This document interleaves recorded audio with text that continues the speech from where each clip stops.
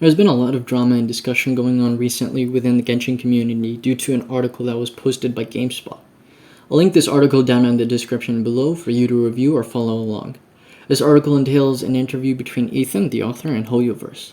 There are some pretty good questions that the community has been asking about for years in this article. We haven't received answers to these questions until now. I also wanted my thoughts to be unfiltered, but that is not yet possible for me, so this video will be scripted.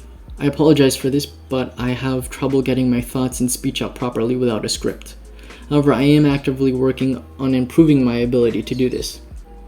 I will not be covering the Endgame question, as I've already done that in an entirely separate video, so if you want to go and check out what I said about that, then you can check out that video. For this video, I will be talking about the other questions in this article. Additionally, I will only be going over what I believe are the most controversial and important answers so that I don't waste your time. So here's the first question. Hoyo is saying that they don't plan on buffing older characters. The reasoning for this is that there are a lot of variables that go into what makes a character strong, not simply their damage or defensive numbers. Things like being the element of Hydro inherently add to a character's strength, even though there is no direct numerical value for being a good Hydro player. They're also basically arguing that future characters and content can buff older characters. I've thought about this a lot, and to counter Hoyo's point of single-dimensional, while this is true, they fail to realize that some characters are weak on a fundamental, mechanical, and damage level. They are terrible in several dimensions. For example, Chi-Chi is a character that actually functions fairly well as a healer. Her healing numbers are respectable enough, and she is of the cryo element, which inherently has value. However, her ability has an extremely long cooldown, and her E ability has very low uptime because of this. Her E ability also doesn't generate any particles, yet her energy cost is 80. Even her constellations are lackluster. She is weak on a multi-dimensional level, and that's why many people don't use her. Other characters like Amber, Xinyan, and Alloy also follow this same logic of being bad on multiple levels, not only their damage numbers. Some other characters like Klee or Razor, for example, are not strong in comparison to other characters that can fulfill the same role and damage type. What is the point of having these characters on your account if they are useless and can't provide any benefit to you? If they are bad on a multi-dimensional level, then no new content or challenge is going to make them viable. So moving on to the next question. Here Hoyo is saying no, that they do not plan on adding more reactions. I think that this is most relevant for Geo, as it is currently the weakest element in the game.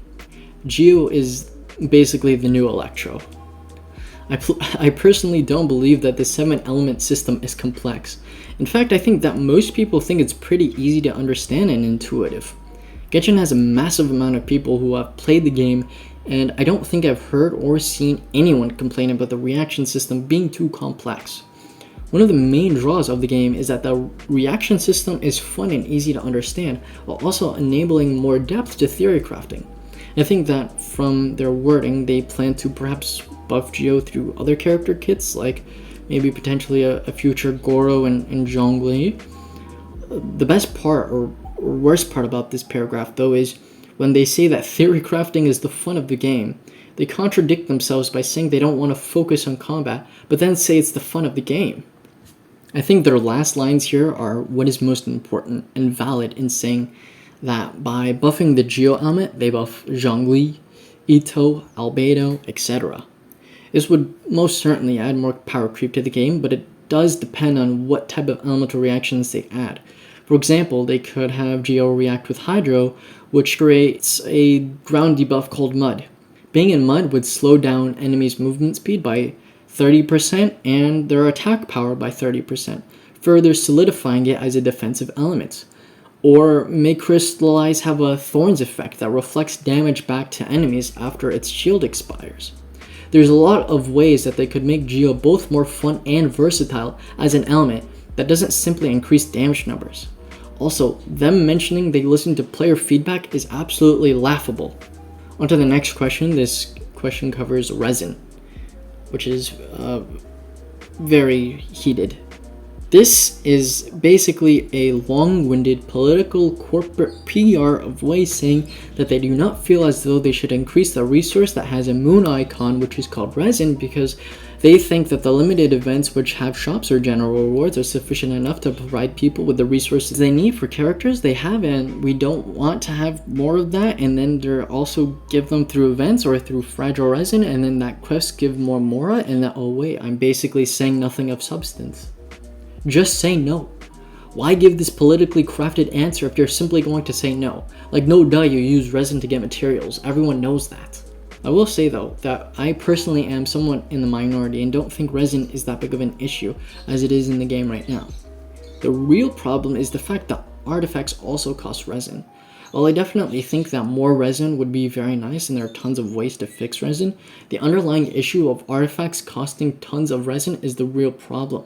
People are asking for Hoyo to fix resin, but what they really mean is that they don't want artifact grinding to be so resin heavy and a pain. You could triple crown a character and still not spend as much resin as you would to get the artifacts for that character. I think that if they were to get to the root of the problem, that is artifact grinding, much more people would be satisfied than if you were to increase the resin refresh rate or cap. There is a last question here regarding events that says they will be potentially adding story event quests back in some way perhaps, and that newer players didn't have access to previous events that gave some important introductions or lore that are only available through YouTube. I personally think that this is the second biggest issue in Genshin after Resin because it ruins the new player experience. It's incredibly important they don't make new players feel left out or like they have to use some third-party resource to understand a bit more about the game. They also aren't able to experience these things for themselves. I want to go more in depth on this topic, but there is too much I want to say and it will drag out this video. So I most likely will make a separate video specifically talking about this issue, its importance, and possible solutions in the future. Thank you to anyone who watched till the end, and if you did, consider subbing and liking for more content like this. I'm interested to hear your thoughts, so leave them in the comment section below. Anyways, take care and have a beautiful day.